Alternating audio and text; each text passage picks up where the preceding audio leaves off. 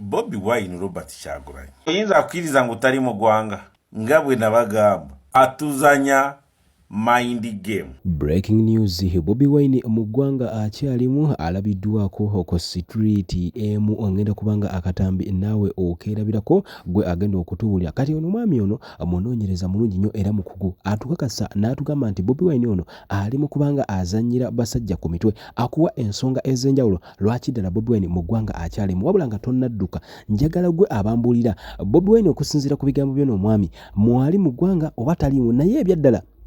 waliwo wano ekyo olina okubanga omanya abagezi n'abatali bagezi ffenna tutule tusooke tuwuliremu mu comment section twesangewo awo sooka owuliremu Vidiyo nga bwe yagitadde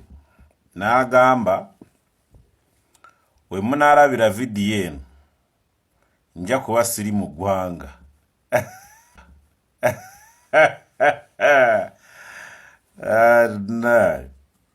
Kati Robert Kyagulanyi saawa zino agamba yafulumye eggwanga naye we mulaalabira vidiyo yajja kuba yafulumye dda kubanga yagikoze dda.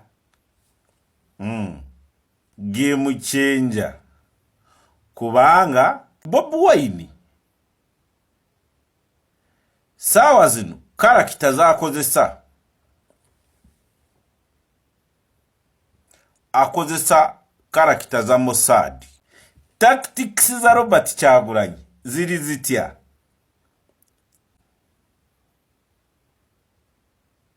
Ne Iran nga bw'olaba ba Iran. Kubanga narabye Donald Trump agamba mwegendereze aba Iran basindika wano babaki erinnya linvudde mu mutwe naye beefula ngu bali mu budduukaduuka batambuza bunyeebwa bali awo naye ebyaddala Bayirani bajjadda mu Amerika musuubire kubabbumula. N'agamba ojja kulaba njogera bigambo bya Donald Trump president wa America badriver ba baasi bajja kusula zi baasi zigwe kati ne Mossad kyekola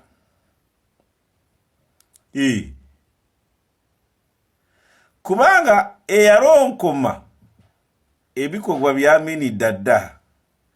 yali mukazi mu Isirairi ali ye Masaka alimana kulima naye Mossad wa Isirairi kati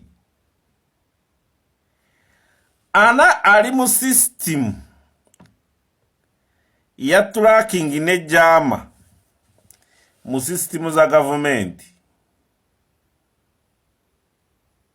tiwekanga oyatudde ku machine ezo kwabo basatu eyo office ba officer ba mayinja abo ku basatu waliwo wa Bobi Wine kubanga narabye recorded live ya Sara Birete ku live ye ni wajjawo omusirikale wa UPDF n'agamba maama yongezaamu mwongezeemu neyo tujje eno tubawagira ne tusobola kuvayo bulwatu jeri vidiyo eyo bweba yabeeranga mu UN conference UN neteekako mu Geneva conference neteekako bye yali codinze ngalimu nowa Geneva conference n'alaga ngu ayogera naye live kubanga conference yasooka byali recorded kubanga singa yayogera ali live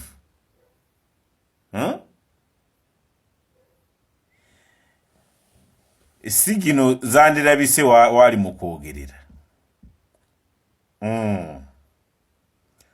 Kati ovude ku Bobi Wine ye ng'omuntu baani bakola nabo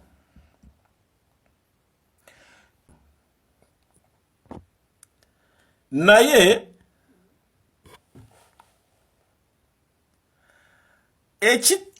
omaye ekitutawaanya wano kwewunza nga taraba kubanga okulowooza n'olowooza no thinking n'olowooza nnyo n'okwata ne peeni n'okuba puzzle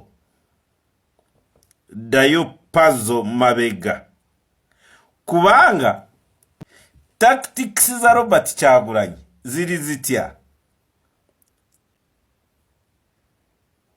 yakuleetera kukola ensobi.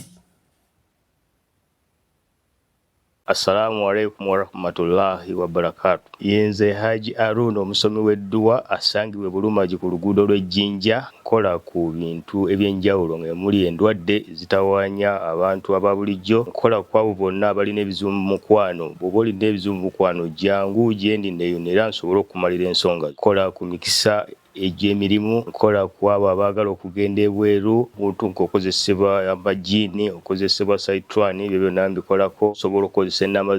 z'olaba ku screen oba okuweereza obubaka ku WhatsApp. Ebyongera okufuula Bobi Wine omugezi kagezi omunnyo bibino nabyo bikulu kubanga saawa zino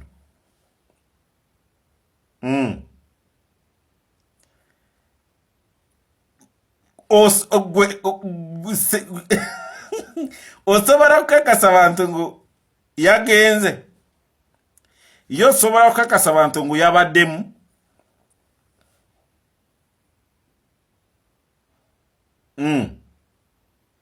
minisita wange omulungi omwagalwa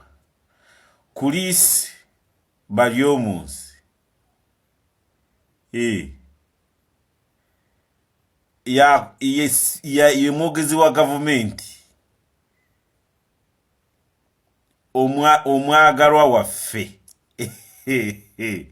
Baryomunsi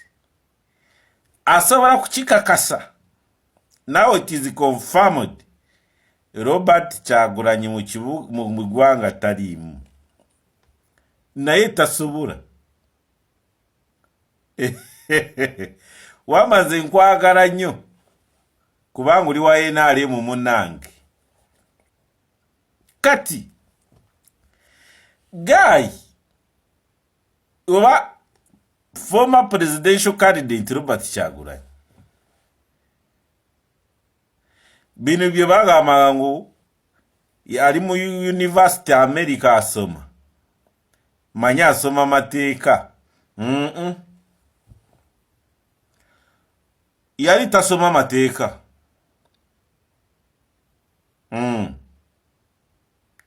well trained guy sinyo kati era nsaasiranya abayimbi bane abakyamubala ngu is a musician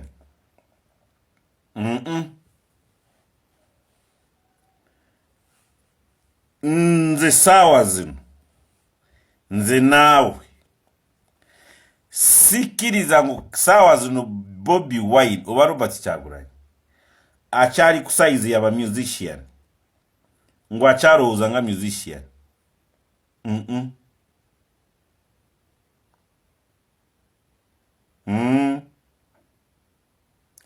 kubanga eringa firimu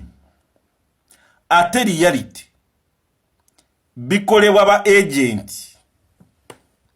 CIA byakola FBI Mossad kubanga no kakasa Geneva Conference nayo nekkiriza kutambulira ku tune ya video gye wali codings nayo nekkiriza nezanyira ku nsi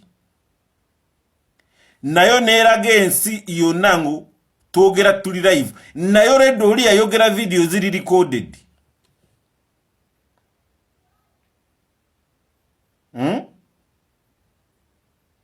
kati bani be yakirizisa bakirize eri mu Geneva Conference bakirize kati yogera video ogitusindikire ufe wano tumanyi nga bwe tunakizanya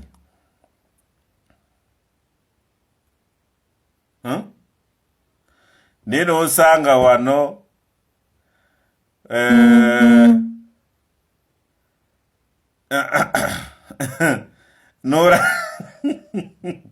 Nora bakasuku batudde bali awo boge kuba